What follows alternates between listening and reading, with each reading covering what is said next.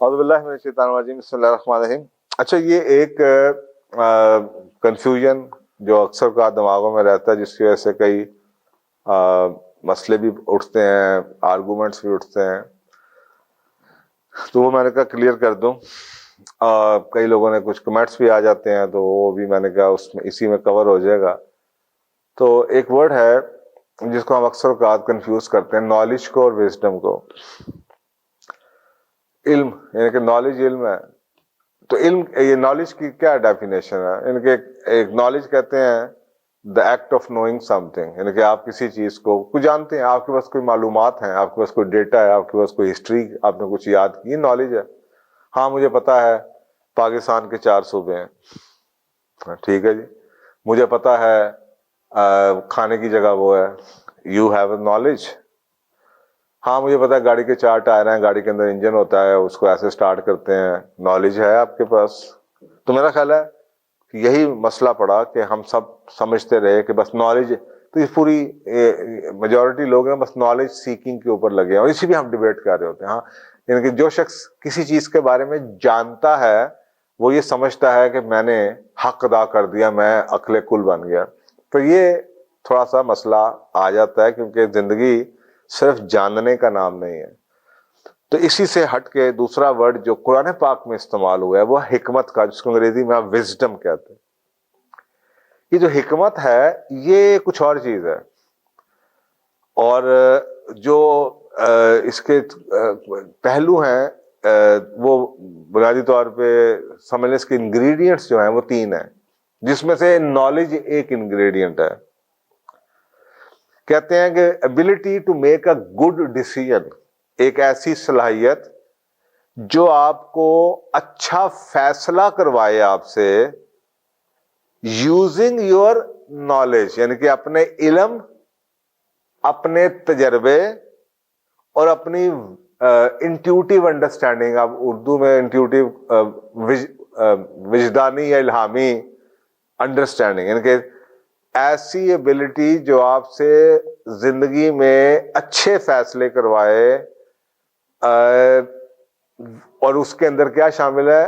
اس کے لیے نالج چاہیے، اس کے لیے تجربہ چاہیے، علم چاہیے، تجربہ چاہیے، اور اس کے اوپر انڈرسٹینڈنگ چاہیے۔ یعنی کہ خالی نالج کچھ بھی نہیں کرے گا جب تک آپ اس خالی نالج ایسے ہی ہے کہ یہ جناب نمک دانی پڑی ہے، تو اگر آپ نے یہ دال پڑی ہے اور کھانا پکانا ہے تو بھائی اس کے اندر یہ 4 چیزیں ڈلیں گی تو پھر کچھ بناؤ گے۔ تو وزڈم وہ ہے، وزڈم پکا ہوا کھانا ہے، اور نالج اس کا ایک انگریڈینٹ ہے۔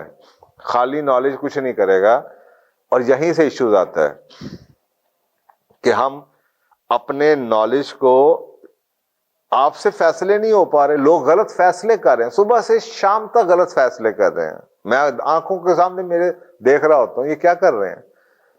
They know so much، اتنی دنیا میں آج نالج فری ہے، ہم سمجھتے ہیں کہ ہمیں وزڈم آ جائے گی وہ سارے ویڈیو کلپس دیکھ کے، نہیں آئے گی۔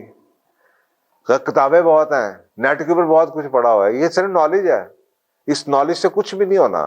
انٹل اللہ اس نالج سے آپ اپنا کھانا پکائیں، وزڈم، اس سے آپ کے ڈیسیژن بدلیں، اور وہ اسی وقت بدلیں گے جب اس نالج کو آپ پریکٹس میں ڈالیں گے، آپ کا تجربہ بڑھے گا، اس تجربے کے اوپر آپ کی انڈرسٹینڈنگ بڑھے گی، اور اس کے بعد آپ کی intuitive understanding, you start thinking about it, وہ آپ کی اوور آل ججمنٹ بہتر کر دے، تو اسے حکمت کہتے ہیں۔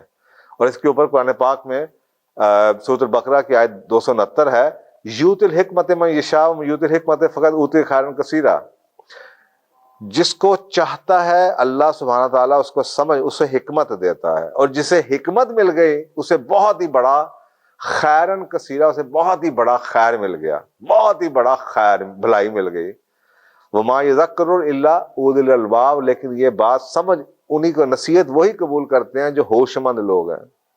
اس میں کتنی بڑا اشارہ ہے کہ حکمت خالی جاننے کا نام حکمت نہیں ہے، نالج ہے، وہ حکمت کچھ اور چیز ہے۔ آپ کے نالج سے آپ کے فیصلے ٹھیک نہیں ہو رہے، آپ کنسسٹنٹلی غلط فیصلے کرتے ہیں، آپ کنفیوز ہیں، یا فیصلہ آپ سے ہوتا ہی نہیں، تو یہ کیسے ہو سکتا ہے کہ آپ کی حکمت ہو، حکمت آ جائے۔ اور اسی لیے ایک بچے کو نالج جاننا اور ایک کسی بڑے کا حکمت ہونا، تجربہ ہونا، ایک تو تجربہ ہونا جو کہ ٹائم سے آتا ہے, اور پھر حکمت آنا جو اللہ کہہ رہا ہے میں دیتا ہوں. اس کی انٹیوٹیو سیکھ ہے, کوشش آپ کرتے ہیں لیکن دیتا اللہ ہے. اب اسی کی ایک چھوٹی سی اگزامپل دیتا ہوں. یہ میرے اس پہ شاید ایک پروگرام بھی آیا ہے. ہم اکثر اوقات نا دین کے ٹاپکس کے اوپر بھی ڈیبیٹ کر رہے ہوتے ہیں, دونوں پوائنٹ دے رہے ہوتے ہیں, دونوں ٹھیک, جو بات کہہ رہے ہیں دونوں ٹھیک کہہ رہے ہیں, لیکن جو بات وہ نتیجہ اخذ کر رہے ہیں وہ غلط ہے. مثلا ایک آدمی کوٹ کر رہا ہے کہ جی ماں باپ کا کیا اختیار ہے اولاد کی شادی کے اوپر یا بیوی رشتے کے اوپر. دوسرا آدمی بھی حدیث ہی کوٹ کر رہا ہے اور وہ اس کے ٹوٹلی اپوزٹ جا رہی ہے, جبکہ دونوں حدیثیں علم کی حد تک دونوں ٹھیک ہیں, دونوں ٹھیک ہیں, دونوں حدیثیں ہیں. اگر وہ آپ کے پاس انٹیوٹیو, اس لیے کہتے ہیں یہ بڑا ٹیکنیکل سا سبجیکٹ ہے.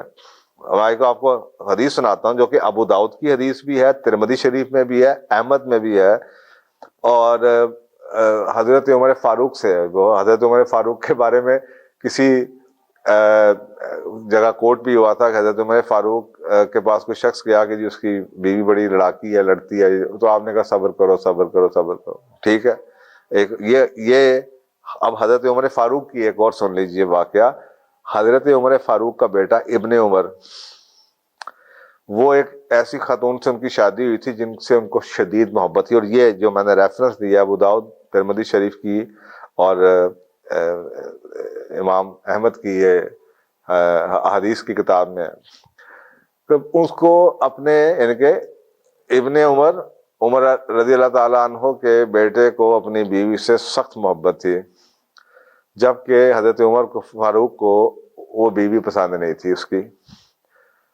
تو حضرت عمر فاروق نے اس کو کہا اپنے بیٹے کو کہ اس کو طلاق دے دیں. تو جناب وہ کہے میں نے تو نہیں دینی, اور بات رسول پاک صلی اللہ علیہ وسلم کے پاس پہنچ گئی. اب یہ دیکھ اتنا بڑا سورس ہے, رسول پاک صلی اللہ علیہ وسلم کے پاس پہنچ گئی. رسول پاک صلی اللہ علیہ وسلم نے کیا فرمایا؟ رسول پاک صلی اللہ علیہ وسلم نے ابن عمر یعنی کہ حضرت عمر فاروق رضی اللہ تعالیٰ عنہ کے بیٹے کو کہا اس کو طلاق دے دو, اور اس نے طلاق دے دی. اچھا, اب یہ تو نالج ہے, اس کے معنی کیا ہے؟ اس وقت یہ تو بحث ہی بحث ہے نا. ایک آپ کہہ رہے ہیں کہ جی حضرت عمر فاروق نے کہا صبر کرو شکر کرو کوئی بات نہیں بیوی کو معاف کرو. ایک آپ کو مل جائے گی کہ جناب ماں باپ کو کا اختیار نہیں ہے آپ کے گھر کو توڑنا. دوسری طرف آپ کو پتہ چل رہا ہے کہ جی یہ تو باپ کے کہنے پہ طلاق ہوئی ہے. اب اس کے پیچھے کیا وجہ ہے؟ یہ دونوں نالج کو دیکھ کے, تجربے کو سامنے رکھتے ہوئے, انٹیوٹیو تھنکنگ کو لگاتے ہوئے, انڈرسٹینڈنگ بڑھاتے ہوئے, حکمت آپ کو یہ ابلٹی دیتی ہے کہ سارے نالج اور تجربے کی بیس کے اوپر آپ اس چیز میں سے صحیح معنی اخذ کریں, صحیح معنی اخذ کریں, آپ کی ججمنٹ ٹھیک ہو جائے. اور یہی بنیادی فرق آپ کو نظر آتا ہے جب آپ کو کانٹراڈکٹری کانفلکٹنگ سٹیٹمنٹس ہو رہی ہوتی ہیں. وہ دونوں ٹھیک بات کر رہے ہیں, لیکن اب کوسچن یہ ہے کہ ان ٹرمز آف نالج دونوں ٹھیک ہیں, علم کے حوالے سے دونوں کو پتا ہے, لیکن وزڈم کا تقاضا کچھ اور ہے. ایک آدمی جو اس نالج کو صحیح طریقے سے اپلائی نہیں کر پاتا اور اس کو یہ نہیں پتا